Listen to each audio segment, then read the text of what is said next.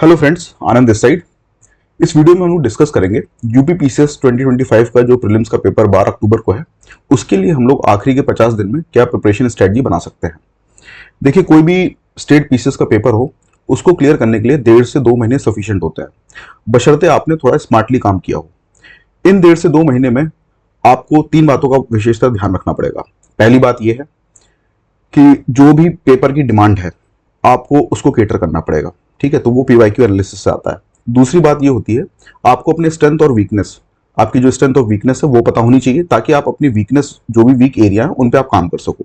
और तीसरी बात ये होती है कि अगर आपने इस 1.5 से 2 महीने में चीजों को ठीक से हैंडल करके रिवाइज नहीं किया, जितना आप पढ़ रहे हो, ये भी नहीं है कि बहुत ज्यादा पढ़ते चले जा रहे हो, ये भी नहीं है कि बहुत कम पढ़ रहे हो, तो आपको ये स्ट्रेटेजिकली ये चीज देखनी पड़ेगी कि आपको कितनी पढ़ाई करनी है इस समय। ठीक है, ताकि आप उसको रिटेन भी कर पाओ और उसको ठीक से इफेक्टिवली रिवाइज कर पाओ।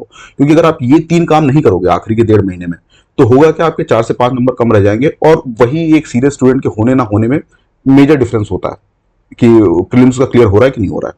ठीक है, तो इन्हीं सब बातों को मद्देनजर रख के मैंने ये 50 दिन की स्ट्रेटजी बनाई है आपके लिए। आप इसको फॉलो कर सकते हो। अभी 60 दिन के अराउंड बचे हुए हैं, लेकिन फिर भी मैंने आपको 50 डेज के लिए स्ट्रेटजी बना के दी है, ताकि आप उसको थोड़ा सा अपने हिसाब से रीअलाइन कर सकते हो। ठीक है, चलिए इसमें देखते हैं। इसको हमने स्ट्रेटजी को 3 पार्ट में डिवाइड किया है। व्हाट टू स्टडी, आपको क्या पढ़ना है इसमें; हाउ टू स्टडी, कैसे पढ़ना है आपको; और हाउ मच टू स्टडी, आपको कितना पढ़ना है इन 50 दिनों में। पहली चीज पे बात करते हैं, व्हाट टू स्टडी, आपको क्या पढ़ना चाहिए। देखो, यहां पे मैंने पूरी एक सोर्स लिस्ट दे दी है। जितने भी सब्जेक्ट हैं आपके, ये 10 चीजें हैं जो आपको पढ़नी है इस समय प्रीलिम्स के पहले, तो उनका एक रिसोर्स लिस्ट मैंने आपको डिटेल में दे रखा है। और ये अब देखो, 1 साल की अगर स्ट्रेटजी बन रही होती तो मैं रिसोर्स लिस्ट यहाँ पे चेंज करता, लेकिन यहाँ पे स्ट्रेटजी आखिर के 50 दिन की बन रही है, तो आपको इन्हीं बातों में मोस्टली स्टिक करना चाहिए मेरे हिसाब से। अगर आप हिस्ट्री की बात करो, तो हिस्ट्री में, एंशियंट हिस्ट्री में बस आप पीवाईक्यूज करके जाओ वहां पे पेपर में। मिडिवल हिस्ट्री में भी पीवाईक्यूज करके जाओ, क्योंकि देखो एंशियंट मिडिवल के साथ इशू ये है, या तो क्वेश्चन बहुत सिंपल आएगा। ठीक है, अब जैसे अकबरनामा फॉर एग्जांपल मान लो, आपसे अकबरनामा पूछ रहे हैं, बादशाहनामा पूछ रहे हैं, तो अब इस टाइप के क्वेश्चन आपको गलत नहीं करने हैं। ठीक, तो अगर ये आपको गलत नहीं करने हैं, तो आपको पीवाईक्यूज लगाने पड़ेंगे। ठीक, पीवाईक्यूज, अगर आप वो घटना चक्र लगा रहे हो, तो घटना चक्र में भी पीवाईक्यूज हैं। और अगर घटना चक्र नहीं लगा रहे, तो एटलीस्ट लास्ट के जो पिछले 20 साल के पेपर हुए हैं यूपी पीसीएस के, आप उनको अच्छे से लगा के पहुंचो। आपको मेजर फोकस, अगर आप घटना चक्र भी लगा रहे हो, तो जो यूपी पीसीएस के जो पेपर है, यूपी पीसीएस प्रीलिम्स के जो पेपर है, वो लास्ट 20 ईयर्स के ज्यादा इंपॉर्टेंट होते हैं। क्योंकि उसमें देखो बहुत सारे अदर एग्जाम के पेपर दिए रहते हैं, लेकिन मोस्टली यूपी पीसीएस वाले इंपॉर्टेंट होते हैं। आपको ये करना है, एंशियंट और मिडिवल हिस्ट्री में आपको सिर्फ और सिर्फ पीवाईक्यू पे स्टिक करो, और उतना ही पढ़ के पहुंचो वहां पे, ताकि आपके जो इजी टाइप के या मॉडरेट टाइप के क्वेश्चन आते हैं ना, जैसे मैंने आपको बताया, ये अकबरनामा हो गया, बादशाहनामा हो गया, इस टाइप की। अब कुछ ऐसी बुक आ रही है जो कहीं आपने पहली बार नाम ही सुना, तो छोड़ दो उसको, कोई इशू वाली बात नहीं, क्योंकि वो देखो, वो उस टाइप की क्वेश्चन है। हिस्ट्री बहुत वास्ट सब्जेक्ट है, वो सबके ही गलत हो रहे होंगे। ठीक, लेकिन ये बेसिक वाले आपको गलत नहीं करना है, इसलिए आप इस वाले पार्ट के लिए, एंशियंट मिडिवल के लिए, सिर्फ और सिर्फ पीवाईक्यू पे रिलाई करो, वहीं से आप अपनी पूरी स्ट्रेटजी बनाओ। मैं भी आपको बताऊंगा कैसे ये पीवाईक्यू वगैरह हैंडल करना होता है। अगली बात आती है मॉडर्न हिस्ट्री। मॉडर्न हिस्ट्री में आपको पीवाईक्यूज तो करना ही है, जो मैंने आपको बताया 20 साल वाले। उसके साथ साथ स्पेक्ट्रम, राजीव अहीर की जो बुक है स्पेक्ट्रम, आपको इसको अच्छे से पढ़ना है। आपने अगर पहले से पढ़ा हुआ, उसमें चीजें अंडरलाइन कर रखी हैं हर चैप्टर में, तो आप उसको देख लो एक बार। अगर आपने ये काम नहीं किया हुआ है, तो एटलीस्ट आप स्पेक्ट्रम में ये 2 काम करके जरूर पहुंचो।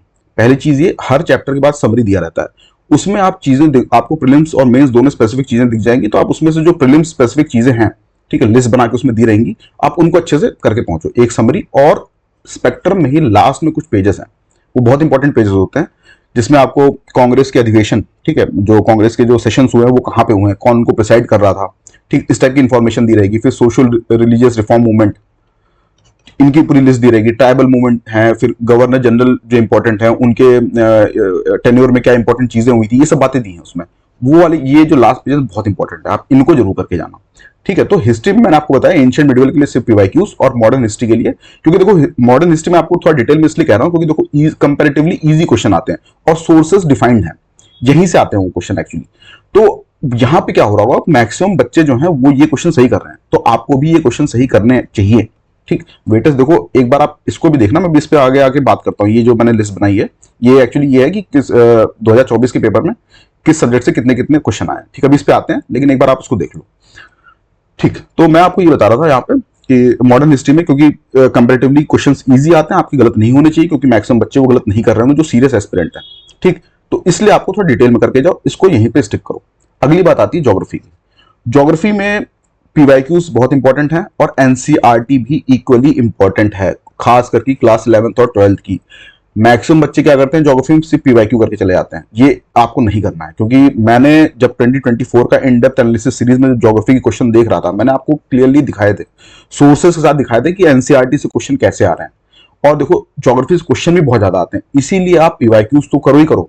ज्योग्राफी के पीवाईक्यूज 20 साल के करने ही है, उसके साथ साथ एनसीईआरटी क्लास 11th और 12th की टोटल 4 बुक है, इनको बहुत अच्छे से करके जाओ। और अगर आप यार देखो बच्चों के लिए बुक लिखी गई है, तो मुझे नहीं लगता इसमें बहुत टाइम लगना चाहिए आपको। अगर आपको टाइम ऐसा लग रहा है कि नहीं थोड़ा टाइम लग रहा है, तो आप थोड़ा फैक्ट हंग्री बन के इसको रीड करो, फैक्ट हंग्री। जहां भी आपको फैक्ट दिखे उसको अंडरलाइन करो और उसको याद करने की कोशिश करो, ठीक है। ऐसे क्या होगा, जल्दी होगा। देखो इसको आपको मेंस के लिए भी पढ़ना है, 11th और 12th की एनसीईआरटी ज्योग्राफी मेंस के लिए पढ़ना है। लेकिन अगर यहाँ पे आपको कम समय लग रहा है, तो आप बस फैक्ट हंग्री बन के पढ़ो, जहां जहां फैक्ट दिख रहा है बस उतना याद करते हुए आगे बढ़ो, क्योंकि क्वेश्चन आ रहे हैं, एनसीईआरटी का वेटेज बढ़ रहा है। ज्योग्राफी में ये 2 चीजें आप करके जाना। इन्वायरमेंट की बात करें तो इन्वायरमेंट में पीवाईक्यूज के थ्रू ही आप जो वेटेज उतना रहता नहीं, 10-12 सवाल आते हैं इन्वायरमेंट में, तो पीवाईक्यूज करो, इजी आते हैं काफी एक्चुअली। वो नेशनल पार्क बेस्ड क्वेश्चन रहेंगे, बायोस्फीयर रिजर्व बेस्ड क्वेश्चन रहेंगे।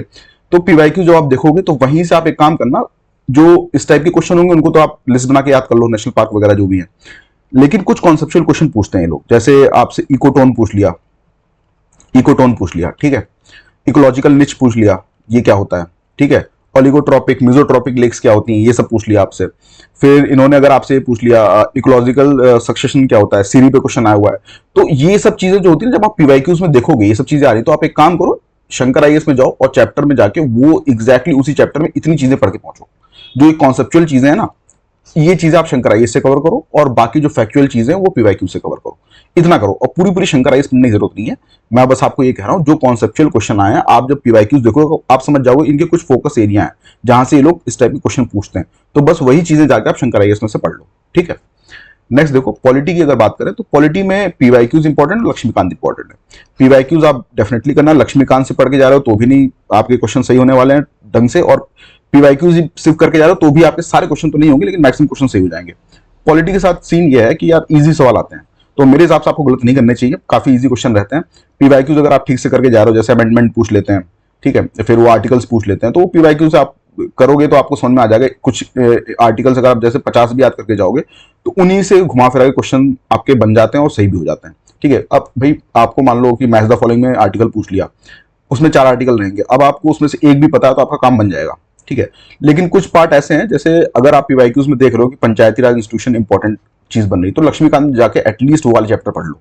जैसे पंचायती राज पे अच्छे खासे क्वेश्चन आते हैं आपके, इस पे क्वेश्चन बहुत आते हैं, फंडामेंटल राइट्स पे बहुत क्वेश्चन आते हैं, ठीक है, फंडामेंटल ड्यूटीज हो गया, डीपीएसपी हो गया, तो इस टाइप के आपको पीवाईक्यू एनालिसिस के थ्रू पता चल जाएगा। आप वो वाले चैप्टर थोड़े से जाके लक्ष्मीकांत में देख सकते हो। और ऐसा भी होता है जैसे जो चीजें करंट में चल रही हूँ, ठीक है, जैसे अभी वाइस प्रेसिडेंट का रिमूवल, वाइस प्रेसिडेंट ने रिजाइन किया था, तो वाला प्रोसेस जो है वो आपको पता होना चाहिए। रिजाइन करने वाला जो प्रोसेस है वो क्या होता है, फिर नया वाइस प्रेसिडेंट इलेक्ट कैसे होंगे वो आपको पता होना चाहिए।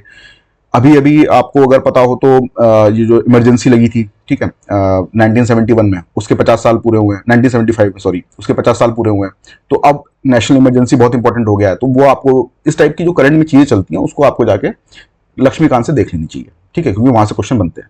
तो ये इस तरीके से आपका हो जाएगा पॉलिटी कवर। बात आती है इकोनॉमी की। इकोनॉमी देखो, लो हैंगिंग फ्रूट में मैं रखता हूँ इसको, अभी बताता हूँ ये सब चीजें क्या होती हैं। यहाँ पे आपको स्टैटिक इकोनॉमी ये लोग पूछते नहीं है, ठीक है, जैसे सीआरआर, एसएलआर, ये सब चीजें आती रही हैं। मैक्सिमम क्या होगा, आपको स्कीम बेस्ड क्वेश्चन आएंगे, ठीक है, तो उसमें आप जो लेटेस्ट स्कीम है जो वो आपकी करंट से कवर हो जाएंगी। जब आप करंट अफेयर्स पढ़ोगे तो आपकी लेटेस्ट स्कीम वहां से कवर हो जाएंगी। कुछ पुरानी स्कीम होती है लेकिन बड़ी स्कीम होती है, ठीक है, जैसे प्रधानमंत्री फसल बीमा योजना हो गया, ठीक है, प्रधानमंत्री किसान संपदा योजना हो गया, ठीक है, फिर ये हो गया फाइनेंशियल इंक्लूजन के लिए जो चालू हुई थी, ठीक है, जनधन योजना, बेटी बचाओ बेटी पढ़ाओ। तो अब ये जो बड़ी बड़ी स्कीम है इनका आप लिस्ट बना के, ये आपको पीवाईक्यू के थ्रू ही मिल जाएगा, और नहीं भी मिलता तो थोड़ा रिसर्च वर्क कर लो। जो बड़ी बड़ी स्कीम्स हैं उनका बस डेट याद कर लो, बहुत ज्यादा मत करना। ये नहीं हो रहा है कि आप 100-200 स्कीम बैठ के यही करने बैठ गए, लेकिन एटलीस्ट 30 से 40 स्कीम जो बड़ी वाली है उनकी डेट याद कर लो। उससे क्या होगा कि आप पीवाईक्यू एनालिसिस मैंने आपको जब करके दिया था वहां देखना, स्कीम पे बहुत सारे क्वेश्चन आए और ये आपको एस दे देंगे, ठीक। और वैसे ही पीवाईक्यूज में जो स्कीम है, जो जैसे कई बार आप देखोगे पीवाईक्यूज में रिपीट हो रही है स्कीम, तो उन स्कीम की भी आप डेट वेट याद कर लो। इतना काम करोगे तो आपका ये यहां से कवर हो जाएगा, स्कीम्स वगैरह। पीवाईक्यू से और भी चीजें आपको पता चल जाएंगी इंपॉर्टेंट क्या है। बजट, इंडिया का जो बजट होता है ये बहुत इंपॉर्टेंट होता है। हर साल इससे एक सवाल आता है, एक या दो सवाल आ जाएगा, तो बजट आप अच्छे से करके जाओ। बहुत सारे इंस्टीट्यूट हैं जो अपनी बजट डॉक्यूमेंट निकालते हैं, आप उनको पढ़ सकते हो। सेंसस बहुत इंपॉर्टेंट है, सेंसस से भी हर साल एक दो सवाल तो मिनिमम आते ही आते हैं। इतनी चीजें आप इकोनॉमी में करके जाओ अच्छे से। बात आती है साइंस की। साइंस में देखो पीवाईक्यूज मेरे हिसाब से सफिशिएंट, टाइम भी इतना नहीं है कि आप कोई बुक पढ़ो उसके लिए। पीवाईक्यूज सफिशिएंट है, लेकिन अगर किसी को लग रहा है कि उसका साइंस से पकड़ थोड़ी कमजोर है तो लूसेंट देख सकता है वो, लेकिन मैं इसको ऑप्शनल कैटेगरी में रख रहा हूँ। आप इतना भी कर लो ना, इतना करके और वहीं से आप अपने कॉन्सेप्ट बिल्डिंग जो है वो कर लो और पीवाईक्यूज अच्छे से रिवाइज करके उसको याद वाद कर लो, तो मेरे हिसाब से सफिशिएंट है साइंस के लिए। ठीक, बात आती है करंट अफेयर्स की।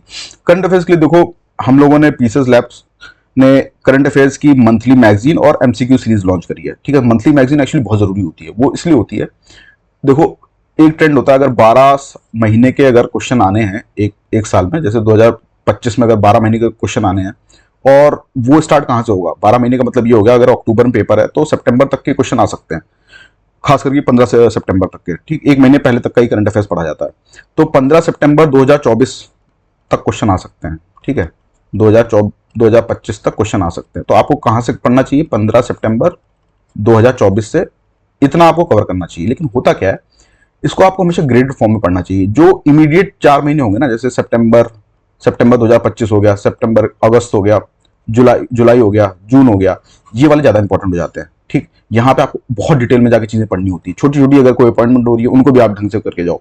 उसके बाद जैसे जून के बाद आ गया मई आ गया, ठीक है, अप्रैल आ गया, इनको भी आपको अच्छे से करना है, लेकिन थोड़ा रिलेटिवली जो थोड़ी बहुत माइन्यूट टाइप की न्यूज है उनको आप स्किप कर सकते हो। ऐसे ही जो लास्ट के जो 4 और महीने होते हैं ना, जो बहुत पहले वाले 4 महीने होते हैं, उनमें बस आप बड़ी बड़ी चीजें जो चल रही होती है उनको याद करके पहुंचना होता है। अब ये जो करंट अफेयर्स की जो मैगजीन आती है ना ईयरली, इसमें क्या होता है, सब हौच पौच होता है। आप ये चीज नहीं पॉइंट आउट कर पाते हो कि ये किस महीने की न्यूज थी, इसीलिए मंथली करंट अफेयर्स पढ़ना बहुत जरूरी होता है। हम लोगों ने लॉन्च किया है मंथली करंट अफेयर्स इस साल। हम कोशिश तो कर रहे हैं, मई से ये स्टार्ट किया था हमने, कोशिश कर रहे हैं कि बाकी महीने का भी बैक डेट में जाके कवर कर लें।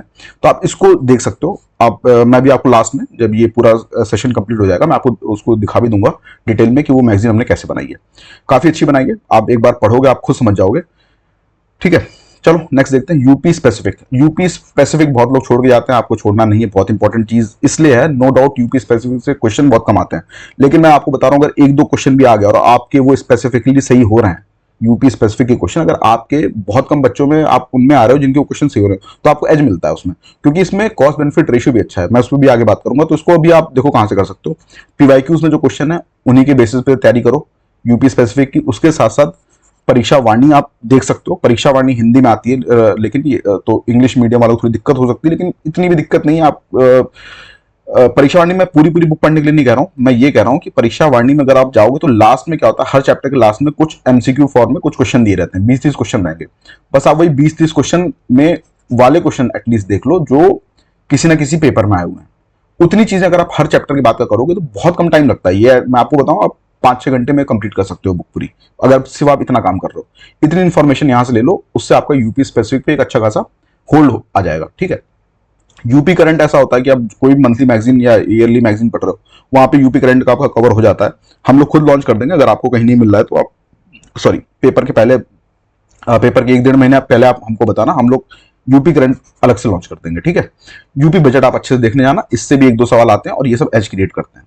ठीक, इतनी चीजें आपको यूपी स्पेसिफिक चीज में देखनी है। अगली बात आती है सीसैट। सीसैट देखो सबको मैं नहीं एडवाइस करूंगा पढ़ो, जिनको लग रहा है कि इशू है सीसैट में बस वही लोग सीसैट देखें। जिनको इशू लग रहा है बस वो पीवाईक्यूज उठाओ, एक काम करो चुपचाप बस पीवाईक्यू उठाओ 20 साल के, उन्हीं को बस अपना प्रैक्टिस करते रहो। उसी के बेसिस पे देखो 4 टाइप के क्वेश्चन आते हैं ना सीसैट में। पहला क्वेश्चन क्या होता है आपका, एक इंग्लिश वाला आता है, इंग्लिश पैसेज होता है इसमें, फिर इंग्लिश ग्रामर थोड़ी बहुत होती है, फिर ऐसे हिंदी का होता है, उसमें भी यही सब होता है। फिर आपका होता है मैथ्स, फिर होता है रीजनिंग, और एक होता है कम्युनिकेशन। ठीक, अब आपको अगर लग रहा है कि आपको इशू आ रहा है तो इंग्लिश का देखो बहुत ईजी आता है, जो पैसेज आता है। ग्रामर थोड़ी टफ होती है इंग्लिश, लेकिन पैसेज ईजी होता है। वैसे हिंदी का पैसेज बहुत ईजी होता है। मैथ्स वाला थोड़ा टफ पार्ट होता है, लेकिन जो एसएससी वगैरह की तैयारी कर रहे हैं उनका ये चीज ठीक रहता है। रीजनिंग के क्वेश्चन आसान होते हैं तो ये आपके हैंडल हो सकते हैं। कम्युनिकेशन अगर जिसका सीसैट में अगर इशू आ रहा है, मैं उसको सजेस्ट करूंगा आप इन मैथ्स वैथ्स देखने की जरूरत नहीं है। आप कम्युनिकेशन के लिए यूट्यूब पे जाओ, बहुत सारी बथेरी वीडियो आपको मिल जाएंगी वहां पे, उठा के वहां से बस आप एक कम्युनिकेशन साइकिल चीज होती है, कम्युनिकेशन साइकिल एक चीज होती है, उसमें सेंडर, रिसीवर, फीडबैक, इन सब की बात होती है। बस आप वही एक अच्छा सा समझ लो ना, कम्युनिकेशन साइकिल एग्जैक्टली क्या होती है, सेंडर कौन होता है, रिसीवर क्या होता है, फीडबैक क्या होता है, फिर कम्युनिकेशन नॉइजेस क्या होती हैं। इतनी बातों पे अगर आपको कॉन्सेप्चुअल क्लैरिटी हो गई तो वो घुमा घुमा के आपको क्वेश्चन देंगे, लेकिन आपकी कभी गलत नहीं होने वाले क्वेश्चन। इतना काम आप कर लो बस, वो वीडियोस आपको यूट्यूब पे मिल जाएंगी। ठीक, और पेपर से पहले आपको 5 फुल लेंथ मॉक टेस्ट भी लगाने हैं। इतना काम आपका ये आपको करके जाना है पेपर से पहले। तो ये हो गया आपका व्हाट टू स्टडी में जो सोर्सेज आपको अगले 50 दिन में स्टिक करना है, वो ये चीज़ है।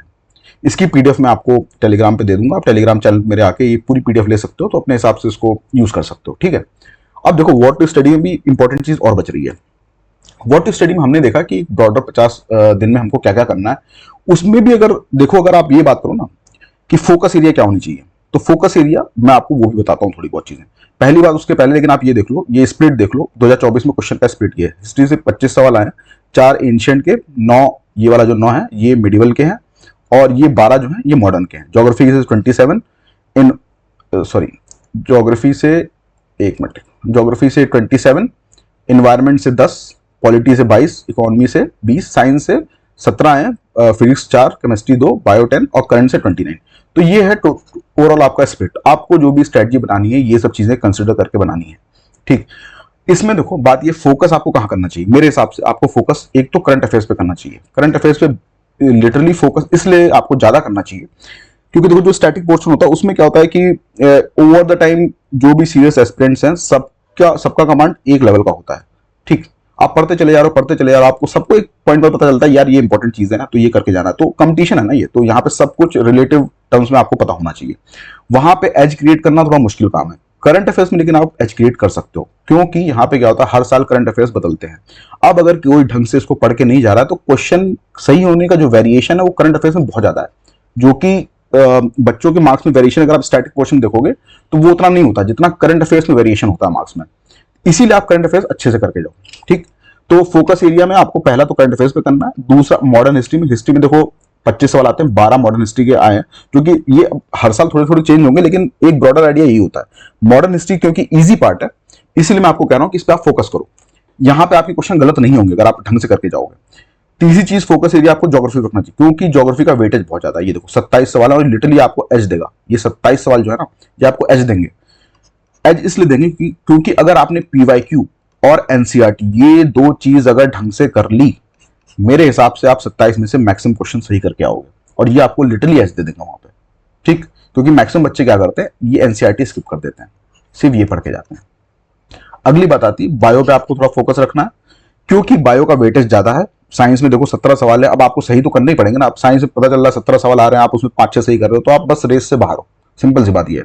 इसीलिए अगर आपको साइंस थोड़ी सी पकड़ अच्छी करनी तो आप फोकस बायो पे सॉरी फोकस आप बायो पे ज्यादा कर दो, क्योंकि वहां से वेटेज ज्यादा आता है। और बायो बस आप पीवाईक्यू ढंग से करोगे ना, वहीं से आपका बायो कवर हो जाएगा अच्छे से। ओवरऑल फोकस आपको क्या करना है, पीवाईक्यूज के अराउंड आपकी स्टडी रिवॉल्व करेगी। सिंपल सी बात यह है, आखिरी के 50 दिनों में सब कुछ आपका पीवाईक्यूज के अराउंड रिवॉल्व करना चाहिए।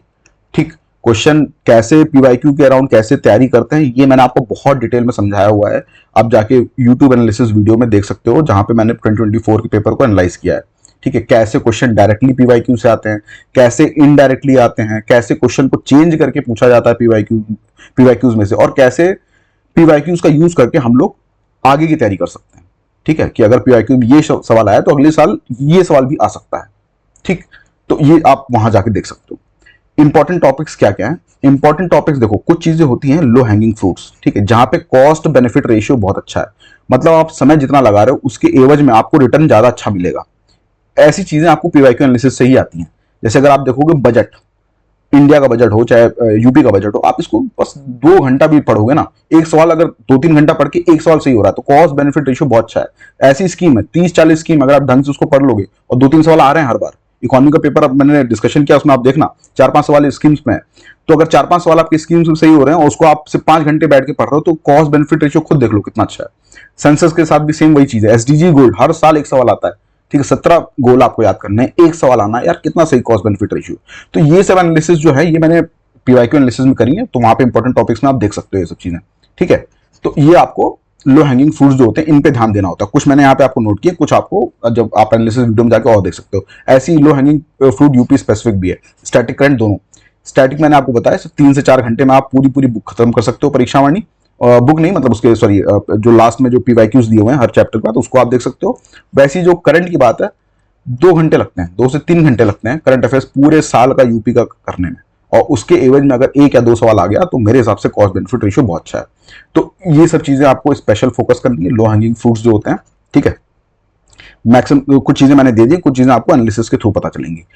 ऐसे इंपॉर्टेंट टॉपिक्स जो होते हैं ना वो इसके लिए आपको लिटरली मैं बता रहा हूँ, आप जाके वो मेरी प्रीलिम्स की वीडियो देखो, प्रीलिम्स एनालिसिस की 2024 की, उसमें मैंने डिटेल में हर एक क्वेश्चन को एनालाइज किया है। एनालाइज करने के बाद जितने क्वेश्चन 150 एक एक को एनालाइज किया, और एनालाइज करते समय मैंने आपको ये बताया कि उसको अटेम्प्ट करना चाहिए था कि नहीं करना चाहिए था, उसमें वो उसका सोर्स का है, कहाँ से पूछा गया है, ठीक है, कोई ट्रिक इन्वॉल्व थी उसको सॉल्व करने में कि नहीं थी, और लास्ट मैंने आपको ये भी बताया कि अगर ये इंपॉर्टेंट है तो अगली बार आपको क्या क्या चीज आ सकती है, ठीक। तो इंपॉर्टेंट टॉपिक्स के लिए आप जाके वो वाली video in depth analysis series देखो, वहां से आपको हर एक चैप्टर का, हर एक सिलेबस में जितने टॉपिक्स हैं उसमें हर एक चैप्टर आपको पता चल जाएगा इंपॉर्टेंट क्या क्या है, ठीक है। तो वहां से आप इंपॉर्टेंट टॉपिक्स देख सकते हो। और तीसरी बात क्या है, योर स्पेसिफिक वीक एरिया, अगर आपका कोई वीक एरिया है जो कि सबका होता है, आप उस पर इन 50 दिनों में फोकस करो। हम लोग ये क्या कर रहे हैं, व्हाट टू स्टडी में 50 दिनों में पहली बात हमने क्या डिस्कस करी, आपको किन चीजों पर ज्यादा फोकस करना है। दूसरी बात हमने ये करी कि उसके अंदर भी हर एक चीजों में भी अगर कुछ इंपॉर्टेंट टॉपिक्स हैं तो उन पे आपको ज्यादा फोकस करना है। और तीसरी बात हम ये कर रहे हैं 50 दिनों में अगर कुछ स्पेसिफिक वीक एरिया आपके हैं, जैसे कुछ लोगों का सीसैट वीक होता है, वो नहीं क्लियर कर पा रहे हैं 2-3 बार से, तो आप भाई इस समय इस पर थोड़ा ज्यादा फोकस करो, ठीक है। कुछ लोगों का साइंस उतना अच्छा नहीं होता, आप साइंस में 5 सवाल अगर सही कर रहे हो 17 में से, तो रेस से बाहर हो ना आप, तो इसलिए आप इस पे ज्यादा फोकस करो, फिर साइंस पे थोड़ा ज्यादा फोकस करो, ताकि 17 में से एटलीस्ट आप 10 सवाल तक पहुंच सको, ठीक। तो ये हो गया व्हाट टू स्टडी में आपको 50 दिन में क्या क्या पढ़ना है, मैंने आपको ये चीज यहां तक बताई। अब देखो अगली चीज आती है how to study. How to study मतलब कैसे पढ़ें, ये 50 दिन में आपको कैसे चीजों को हैंडल करना है, इस बारे में हम लोग यहाँ पे डिस्कस करेंगे। देखो सिंपल सी बात ये है, मैंने यहाँ पे ये अगर आप बगल में देखोगे, एक्चुअली इस पर ठीक से वो चल नहीं पा रहा है मार्कर, तो बगल में आप ये देखो जो ये ऑरेंज कलर में सब्जेक्ट लिखा है और डेज लिखा है। आपको क्या करना है, आप खुद जाके A4 शीट पे या अगर अपना वर्ड फाइल में जाके या फिर एक्सेल शीट में जाके कहीं पे भी आपको बनाना आप बनाओ, खुद आप जाके एक दिन लिखो। जैसे फॉर एग्जांपल लिखो 20 अगस्त, ठीक, उसके आगे लिख दो हिस्ट्री, ठीक, ऐसे ही 21 अगस्त, ऐसे करते करते करते करते पूरा एक बनाओ। अभी 50 दिन का पूरा एक बनाओ और उसमें अपने हिसाब से, जैसे मैंने 6 यहाँ पे अगर हिस्ट्री लिखा तो आप 6 दिन लिखो हिस्ट्री, 21 अगस्त भी हिस्ट्री रहेगा, ऐसे 6 दिन तक हिस्ट्री चलेगा। मैं ये काम आपको इसलिए करके नहीं दे रहा हूं, उसका रीजन है, देखो हर एक बच्चे का, हर एक स्टूडेंट का स्ट्रेंथ वीकनेस सब चीज अलग होती है, ठीक है। तो एक मैं एग्जैक्टली आपको बोलूं कि आप सबको ये चीज फॉलो करो तो वो गलत बात हो गई, ठीक, क्योंकि हर एक का स्ट्रेंथ वीकनेस अलग है। किसी का हिस्ट्री में कमांड अच्छा होगा, ठीक, तो वो 6 दिन देने का कोई मतलब ही नहीं है। किसी का ज्योग्राफी पे कमांड अच्छा होगा तो वो 6 दिन क्यों दे रहा है, लेकिन किसी की हो सकता है ज्योग्राफी वीक हो तो वो 6 दिन क्यों देगा, वो फिर ज्यादा दिन देगा। मैंने ये स्प्लिट आपको बस इसलिए किया है ताकि आपको एक ब्लूप्रिंट मिल जाए कि भाई देखो कोई भी सब्जेक्ट आपको छोड़ना नहीं है, ठीक है। ये इतना वेटेज हर एक सब्जेक्ट रखता है, उस वेटेज के हिसाब से मैंने आपको चीज दी कि आपकी कोई चीज छूटे भी ना, और आपको ये पता होना चाहिए कि हर एक सब्जेक्ट का वेटेज कितना है। तो मैंने आपको एक ब्लूप्रिंट दिया है, आपको इसमें कुछ चीजें अपने हिसाब से 1-2 दिन ऊपर नीचे करने हैं, वो आप अपने स्ट्रेंथ और वीकनेस के हिसाब से करोगे। मैक्सिमम लोग एक ऐसा बना के सबको देते हैं और सब लोग उसको ब्लाइंडली फॉलो करते हैं। अब ये करने का कोई मतलब नहीं है, थोड़ा दिमाग लगाओ, आप सबकी एक अलग स्ट्रेंथ और वीकनेस होगी तो उस हिसाब से आप बनाओगे। मैं अब बस आपको एक रिलेटिव आइडिया दे रहा हूं कि ब्लूप्रिंट है आपके सामने, इसी के हिसाब से आप कम ज्यादा कर लेना उसमें, ठीक है। 50 दिन का अगर ब्रेकअप देखो हिस्ट्री पे मैंने 6 दिन दिया है, ज्योग्राफी पे 6 दिया है, एनवायरमेंट पे 2, पॉलिटी पे 5, इकोनॉमी पे 3, साइंस एंड टेक पे 6, उत्तर प्रदेश पे 8, करंट अफेयर्स पे 8 और उत्तर प्रदेश पे स्टैटिक और करंट पे 2 दिन दिए, ठीक है। ये मैंने जो भी सब्जेक्ट की जो वेटेज पेपर में उसके हिसाब से दिया है, ठीक है। तो आप इसको अपने हिसाब से चेंज करना। अब देखो ब्रेकअप अगर आप 50 दिन का करोगे तो 38 डेज इसमें आपको पढ़ाई कैसे करनी है। जो स्टार्टिंग के 38 डेज होंगे ना, उसमें आपको क्या करना है, क्योंकि आप अब एक बार हर एक चीज पढ़ोगे, पीवाईक्यू पढ़ रहे हो, ठीक है, पीवाईक्यू कोई बुक लगा रहे हो या पीवाईक्यू का जो 20 साल की पीवाईक्यू उनको देख रहे हो या घटना चक्र देख रहे हो, ठीक है, या आप एनसीईआरटी पढ़ रहे हो, एनसीईआरटी पढ़ रहे हो, तो आपको क्या करना है, ये सब पढ़ते समय आप जो भी चीजें आपको थोड़ी इंपॉर्टेंट लग रही है ना, आप उनको अंडरलाइन करते चलो, मैक्सिमम चीजें अंडरलाइन करो जो मतलब आपको इंपॉर्टेंट लग रही है, भूल सब कुछ है तो इस स्टेज में आपको क्या करना है, पेन से अंडरलाइन करना है हर जगह पे। अगर आप पीडीएफ फाइल में कर रहे हो तो ठीक है, आप कलर चेंज करते रहना। पहली स्टेज में आपको क्या करना है, ज्यादातर चीजें आप अंडरलाइन करते हो चलो, कोई इशू नहीं है उसमें। यहाँ पे आपका मेन फोकस ये है कि आपको कवरेज करना है, हर एक चीज एक बार आपके आंखों के नीचे से जानी चाहिए। मेन फोकस 38 दिन का ये है, ठीक है। इस 38 दिन में आप डिटेल में चीजें पढ़ रहे हो, इसीलिए आप उसको क्या करोगे, मैक्सिमम चीजें कवर करो और बस पेन से अंडरलाइन करते हुए चलते चले जाओ, ताकि अगर कोई बहुत ही वैसी चीज है जो आपको लग रहा है यार ये तो कभी नहीं आने वाली, तो ये ना हो ना कि अगली रीडिंग में आपको फिर से वो चीज पढ़नी पड़ रही है।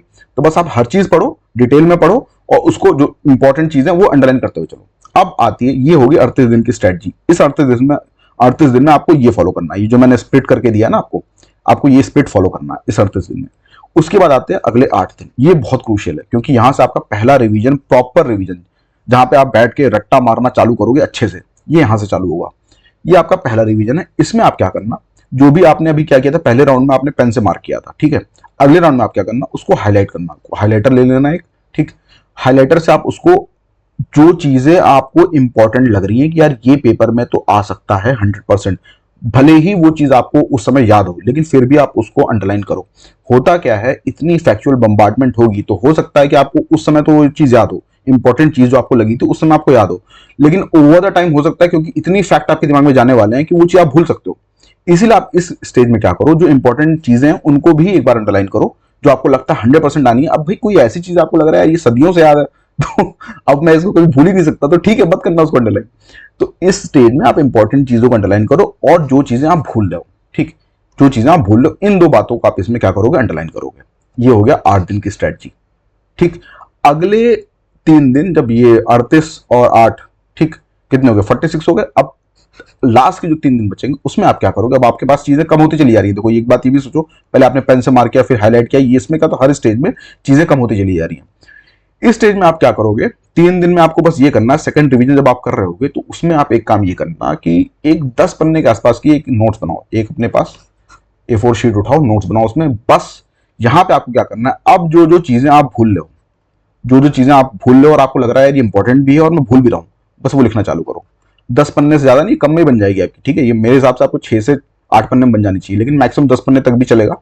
बस इसमें आप वो चीजें लिखो जो बहुत इंपॉर्टेंट है और जो आप भूल भी जा रहे हो, ठीक है। बार बार आप, जैसे क्या होता है आर्टिकल, कई बार होते हैं ना आर्टिकल आप नहीं याद कर पा रहे, इंडिसेस होते हैं कई बार, इसमें इंडिया की रैंक कितनी है, ठीक, इस टाइप की चीजें। होता क्या है कि वो आप भूलोगे ही भूलोगे, उनको आप लिख लो अच्छे से एक जगह पे। और जब ये आखिरी एक दिन पहले आपको बस यही पन्ने अच्छे से क्रैम करने हैं, इनको रट्टा मारो, ठीक। ये जो इंपॉर्टेंट चीजें हैं और जो फैक्चुअल चीजें आप नहीं याद कर पा रहे उनको बस रट्टा मारो एक दिन में। यहां पे आपका फाइनल रिवीजन भी हो जाएगा, तीसरा रिवीजन भी हो जाएगा, और इसी दिन आप एक मॉक टेस्ट भी लगाओगे। बाकी मॉक टेस्ट आप इधर एडजस्ट कर लो अपने हिसाब से, इस वाले स्टेज में आप एक मॉक टेस्ट भी लगाओगे, ठीक है। आखिरी के दिन मॉक टेस्ट लगाना इसलिए जरूरी है क्योंकि अगर आप मॉक टेस्ट नहीं लगा रहे हो लास्ट, उसमें पेपर में आप गलती करने की आपकी संभावना बहुत बढ़ जाती है। मॉक टेस्ट अगर एक दिन पहले, और खास करके आप उसी टाइम, जैसे मान लो अगर 9 से 11 पेपर है, ठीक, तो आप इस दिन एक दिन पहले, ये मैं एक्चुअली 10 तारीख की बात कर रहा हूं, पेपर 12 तारीख को, 11 को आपको कुछ नहीं करना है। 10 तारीख को आपको क्या करना है, 9 से 11 बैठो चुपचाप एकदम, वैसे उसी फॉर्मेट में आप सवाल लगाओ, ठीक है। वो OMR शीट भी ले आओ, उसी में मार्क करो, ताकि आप कुछ भी सिली मिस्टेक कर रहे हो, जैसे OMR में आप गलत मार्क कर रहे हो, ये पहले पॉइंट आउट हो जाएगा। उसके बाद आप ठीक से पढ़ नहीं रहे हो, नॉट करेक्ट लिखा रहता है, कई बार आप नहीं पढ़ रहे हो, ठीक है। कई बार आप बी की जगह सी मार्क कर दे रहे हो, ठीक है, ये तो चलो यही पे हो गया। तो ऐसे कई बार बहुत सारी सिली मिस्टेक्स वगैरह होती हैं जो हम लोग कमिट करते हैं, तो क्या होगा, वो एक दिन पहले आपको पता चलेगा, तो एटलीस्ट ये सिली मिस्टेक आप नहीं करोगे पेपर वाले दिन, ठीक। तो ये काम आपको जरूर करके जाना है एक दिन पहले, ठीक। तो ये हो गया हाउ टू स्टडी में आपको आपको कैसे तैयारी करनी है। मैंने आपको डिवाइड करके बताया, अपने 50 दिन को आपको कैसे बहुत ही अच्छे तरीके से यूटिलाइज करना है।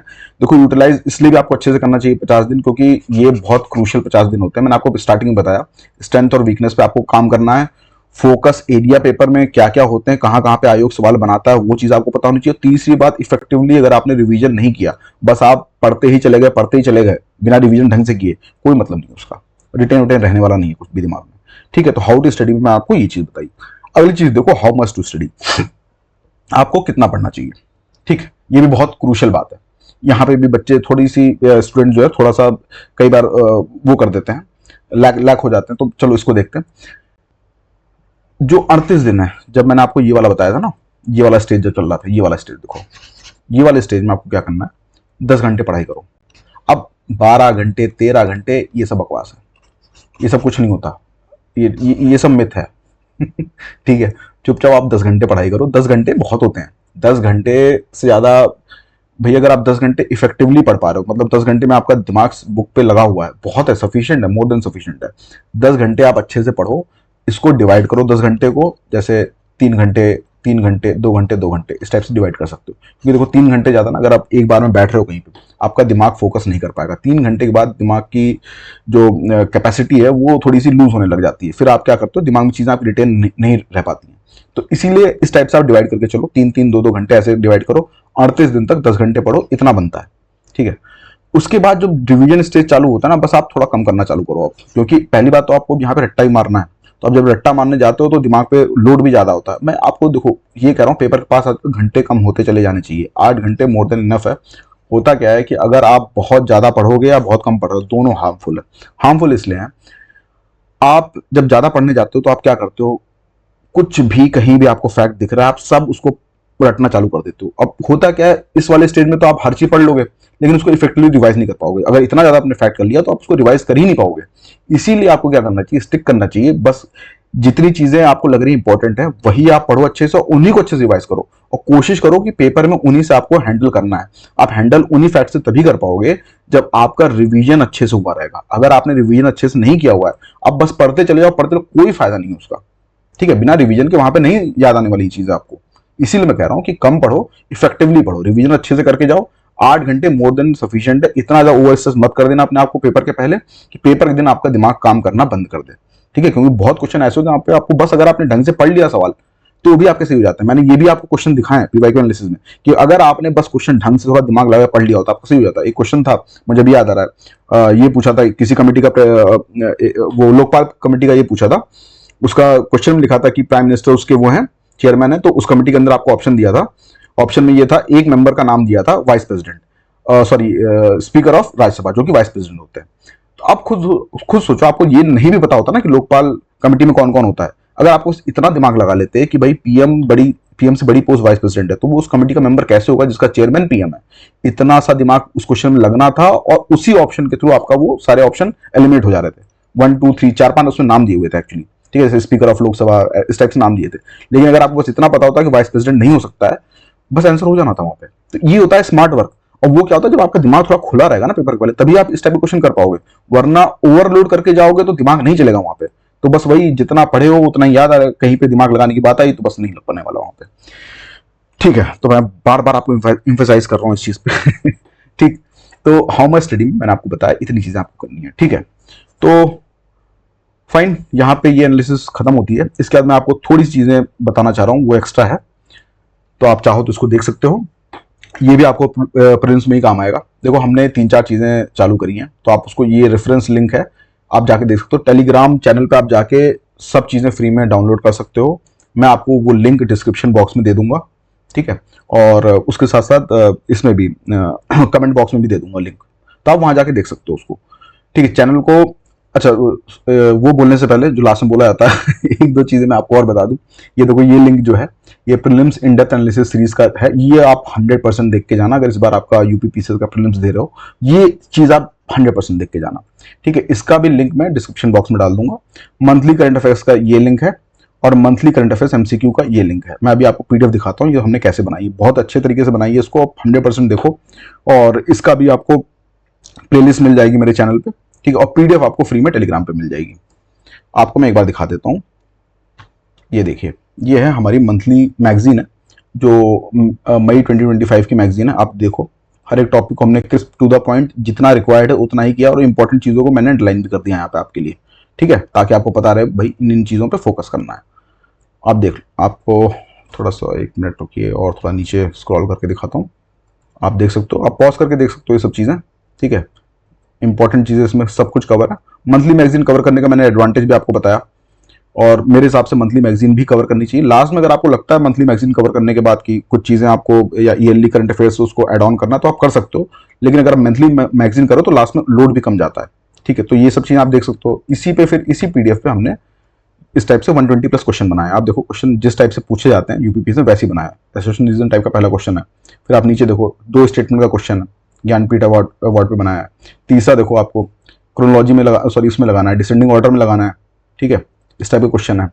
फिर ये 3 स्टेटमेंट का क्वेश्चन है। फिर आप देखो, मैच द फॉलोइंग टाइप का क्वेश्चन है। ठीक है, तो रेलेवेंट टॉपिक पे जिस टाइप के क्वेश्चन पूछा जाता है हमने उस टाइप के क्वेश्चन बनाया, तो आप इसको भी देख सकते हो, ये भी आपको हेल्प करेगा पीसीएस प्रीलिम्स में। ठीक है, फिर इस सेशन को वाइंड अप करते हैं, और वाइंड अप करने से पहले मेरी आपसे रिक्वेस्ट है, प्लीज़ मेरे चैनल को सब्सक्राइब करिए, और बाकी डिटेल में प्रिपरेशन के लिए आप टेलीग्राम चैनल पर भी आ सकते हो। ओके, फिर थैंक यू।